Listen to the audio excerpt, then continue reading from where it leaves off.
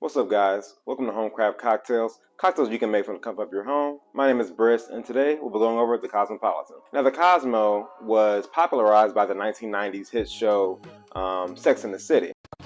While Samantha had little belief in the idea of happily ever after, she had a very strong belief in the idea of a smart cocktail at the end of the workday.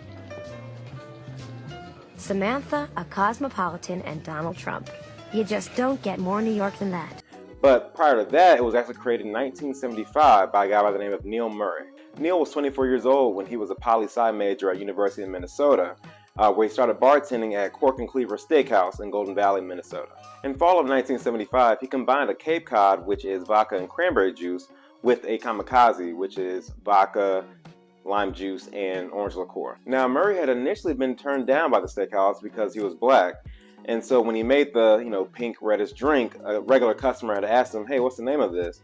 And he said, "I just thought I need a little color added to it," which was a sly nod given the fact that he was the only black worker in the entire white employee-filled steakhouse. So the customer said, "Wow, how cosmopolitan." And thus the name of the drink was made.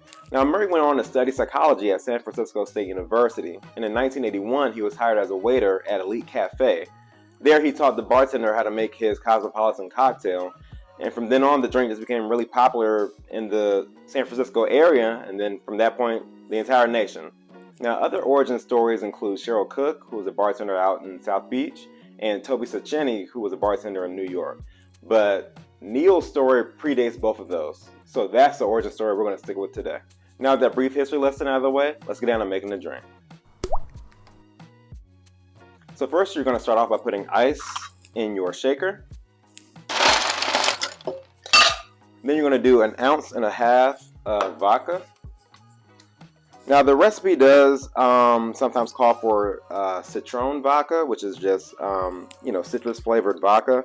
It's not necessary, and I actually don't really prefer flavored vodka, but if you're going to go with that recipe, you can as well. Next, you want to do 3/4 ounce of orange liqueur. So let me use this side. There we go.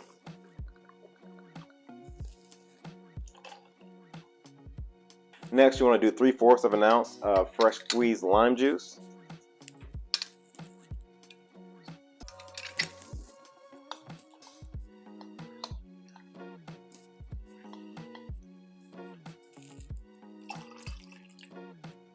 Then you want to do 1/2 ounce of cranberry juice cocktail, might I say. Ocean spray is really good for this.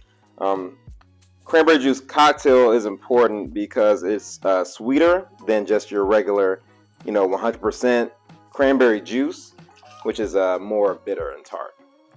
Then you want to shake that up.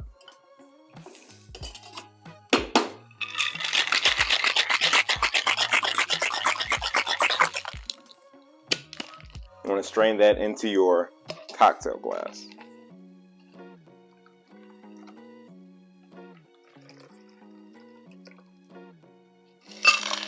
Lastly, you want to garnish with a lime wheel.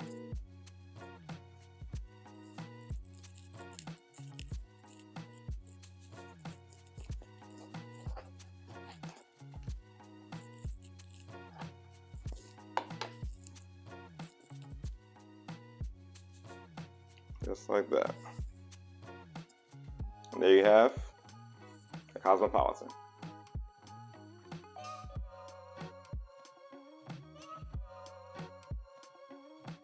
And now that we have our drink, let's give it a taste.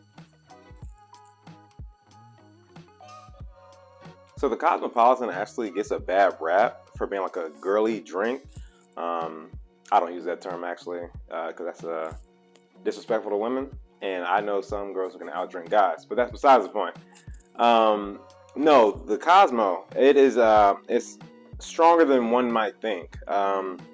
It's bitter from the cranberry juice and tart from the lime juice, and even the orange liqueur you use. Whether you use Cointreau or Grand Marnier or the Grand Gala, whatever. I just use all of those are 40%, so 80 proof.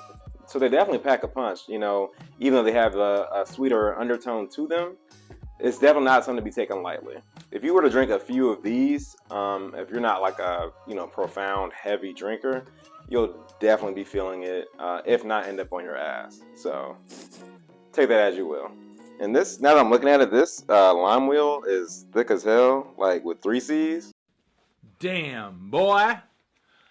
Damn, boy, he's thick. Boy, that's a thick ass boy. So maybe a little too thick, but thick ain't never hurt nobody. So thank you guys for watching next week's video. I'll catch you next week for the next round. Peace.